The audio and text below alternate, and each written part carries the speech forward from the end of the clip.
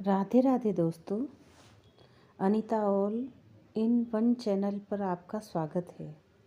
आज मैं एक आपके समक्ष कहानी लेके आई हूँ, संकल्प का प्रभाव। एक गांव में एक नास्तिक रहता था जिसका नाम शिवराम था। न जाने क्यों वह भगवान के नाम मात्र से ही भड़क जाता था, यहाँ तक कि किसी आस्तिक से बात भी नहीं करता था। वह पाप समझता था। गांव में एक संत महात्मा प्रवचन देने के लिए आए। पूरा गांव उनका प्रवचन सुनने के लिए उमड़ पड़ा। कई दिनों तक महात्मा जी का प्रवचन चलता रहा, मगर उसने उधर जाना तक उचित नहीं समझा। एक दिन वह संध्या के समय अपने खेत से लौट रहा था, तभी प्रवचन दे रहे महात्मा जी का स्वर उसके कानों से टकराया। यदि तुम जीवन में सफल होना चाहते हो तो मन में कुछ न कुछ दृढ़ संकल्प कर लो, पूर्ण निष्ठा से उसे पूरा करते रहो। एक न एक दिन तुम्हें उसका फल जरूर मिलता है। न चाहते हुए भी आखिर यह बात उसके कानों में टकराई। उसने इस बात को भूल जाना चाहा, किंतु जब रात में सोया तो रह रहकर महात्मा जी के यही शब्द उसके कान में और दिमाग में गूंजने लगे। लाख प्रयत्न करने के बाद भी वह उससे अपना पीछा नहीं छुड़ा पाया। आखिर थक हार कर उसने इस कथन की सत्यता को परखने के लिए निश्चय किया कि किंतु वह क्या दृढ़ संकल्प करे। उनसे ऐसी बात सोचनी चाहिए जिससे कभी भी कोई प्रतिफल न मिलने वाला हो। उसका मंतव्य केवल इतना ही था कि किसी भी तरह महात्मा जी की कथन को असत्य सिद्ध करना। बहुत सोच विचारने के बाद, उलझे रहने के बाद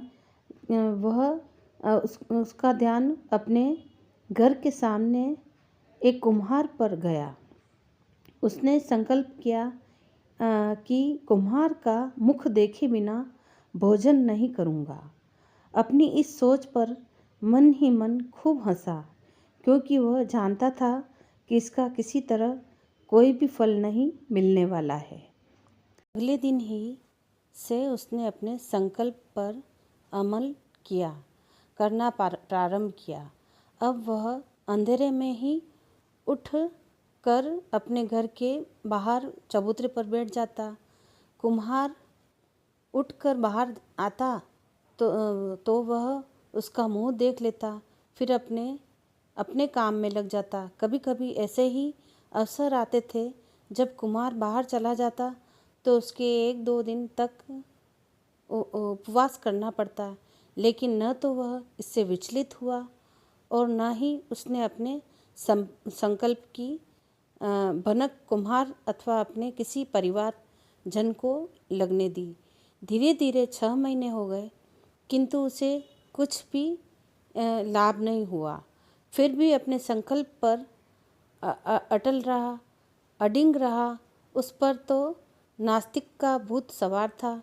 कुछ भी करके वह महात्मा जी की बात को असत्य सिद्ध करना चाहता था।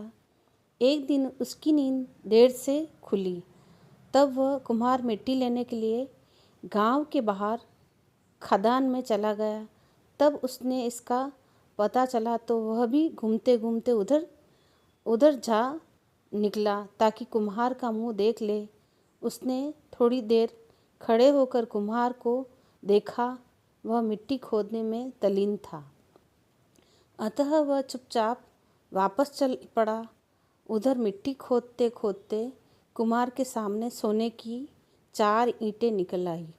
उसने गर्दन उठाकर चारों ओर देखा, कोई उसे देखे तो नहीं रहा। तभी उसकी नज़र कुछ दूर तेज कदमों से आते हुए नास्तिक पर पड़ी। उसने अपनी घबराहट पर नियंत्रण किया और उसे पूरा पुकारा, अरे भाई शिवराम, किधर से आ रहे हो और कहाँ जा रहे हो? वह किधर से आया था पूछकर कुम्हार तसल्ली कर लेना चाहता था। उसने रुककर उत्तर दिया, बस मैं इधर से ही आ रहा हूँ। जो देखना था सो देख लिया, अब वापस घर जा रहा हूँ। उसके कहने का तो मतलब था कि उसने कुम्हार का मुंह देख लिया है और अब वह घर जा रहा है। लेकिन कुम्हार घबरा गया। उसने पक्का विश्वास कर लिया कि उसने सोना देख लिया है। कहीं इसने रियासत के राजा से शिकायत कर दी तो हाथ अपनी लक्ष्मी आई हुई चली जाएगी। उसने तुरंत कुछ निर्णय लिया और उससे बोला कि अरे भाई शिवराम, देख लिया तो तुम भी आधा ले लो, लेकिन राजा से शिकायत मत करना। उसने सोचा कुम्हार मजाक कर रहा है। वह मना करते हुए चल पड़ा। अब तो कुम्हार एकदम घबराया। उसने दौड़कर उसे पकड़ लिया, हाथ जोड़ते हुए बोला, भाई तुम्हें आधा ले जाने के लिए मैं क्या हर्ज है? अब तो यह थोड़ा चकराया। कुम्हार उसे अपने साथ खदान में ले गया। वहाँ सोने की ईंटें पड़ी देखकर वह सारा माजरा समझ गया। उसने चुपचाप 4 में से 2 ईंटें उठा ली और उठाते समय महात्मा जी के वाक्य की महिमा समझ में आ रही थी। वहाँ से लौटकर उसने वह सारा सोना गांव वालों के हित में लगा दिया। इसके साथ उसने शेष जीवन कठोर तप एवं भगवत भक्ति में लगाकर निश्चय किया कि संकल्प के प्रभाव के कारण अब उसे लोग नास्तिक नहीं, परम आस्तिक महान तपस्वी महात्मा शिवराज के नाम से जानने लगे थे।